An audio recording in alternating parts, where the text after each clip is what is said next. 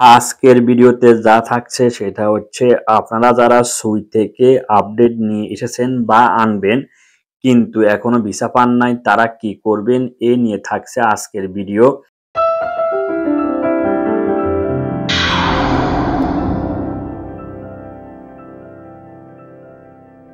আসসালামু আলাইকুম রাহমাতুল্লাহি ওয়া বারাকাতু। দেশ ও প্রবাসের কাছে কিংবা দূরের ইতালি কিংবা ইতালির বাহিরে যে যেখান থেকে আমার এই ভিডিওটি টিকটক, ইউটিউব এবং ফেসবুক পেজ থেকে দেখতেছেন সবাইকে জানাই শুভেচ্ছা ও স্বাগতম।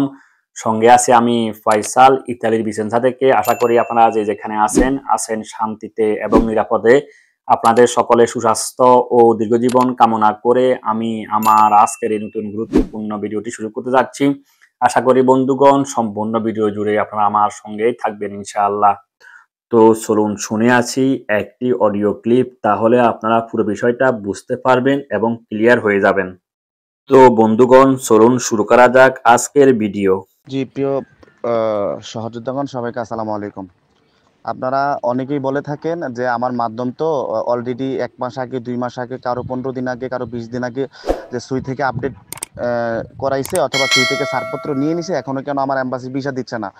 তো তাদের উদ্দেশ্যে বলি ভাই, এটা তো আমাদেরও প্রশ্ন যে 1.5 মাস 2 মাস হচ্ছে আপডেট করাইছে, কেন দিচ্ছে না? তো আপনাদের কাছে অনুরোধ থাকবে আপনারা অবশ্যই আপনাদের মাধ্যমকে বলেন যে এই ধরনের যে ডকুমেন্টগুলো আছে এগুলো দেওয়ার জন্য, যে সুই থেকে ছাড়পত্র দিছে অথবা সুইতে আপডেট করাইছে এই ধরনের ডকুমেন্টগুলো আপনাদেরকে পাঠাতে বলেন। আমরা অবশ্যই আপনাদেরকে একটা ডেট ফিক্স করে যারা এই ডকুমেন্টগুলো সংগ্রহ করতে পারবেন তাদেরকে নিয়ে বিএফএস গ্লোবাল অথবা যেইখানে যে এম্বাসিতে যাই গিয়ে চ্যালেঞ্জ করব যে দেখেন আপনারা বলছিলেন এইভাবে আপডেট করানোর জন্য, আমাদের মাধ্যমগুলো অলরেডি মাসখানেক আগে আপডেট করাইছে অথবা ছাড়পত্র পেয়েছে সুই থেকে, কিন্তু আপনারা ভিসা দিচ্ছেন না।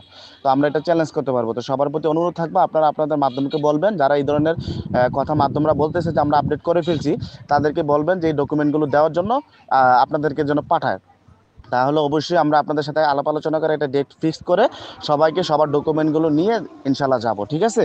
তো সবার প্রতি অনুরোধ থাকবে আপনারা এটা সংগ্রহ করুন। প্রিয় ভাই ও বন্ধুগণ, ভিডিওটি ভালো লেগে থাকলে আশা করি আপনার লাইক এবং শেয়ারের মাধ্যমে অন্যদেরকে দেখার এবং জানার সুযোগ করে দিবেন। বাংলাদেশ বিএফএস গ্লোবাল এবং ইতালিয়ান স্পন্সর সম্পর্কিত এই ধরনের আরো নতুন আপডেট নিউজ পেতে আশা করি আপনারা আমার পেজকে ফলো করতে ভুলবেন না। ভিডিওর শেষ পর্যায়ে এসে একটি কথাই বলবো, সেটা হচ্ছে সেবার মাধ্যমে এগিয়ে যাওয়াই প্রকৃত কল্যাণ। আপনি ভালো থাকুন এবং আপনার কাছের লোকদেরকে ভালো রাখার চেষ্টা করুন। থাকুন আনন্দ লোকে, থাকুন মঙ্গলালোকে। আপনাদের প্রত্যেকের জীবন যেন হয় শান্তি এবং আনন্দময়।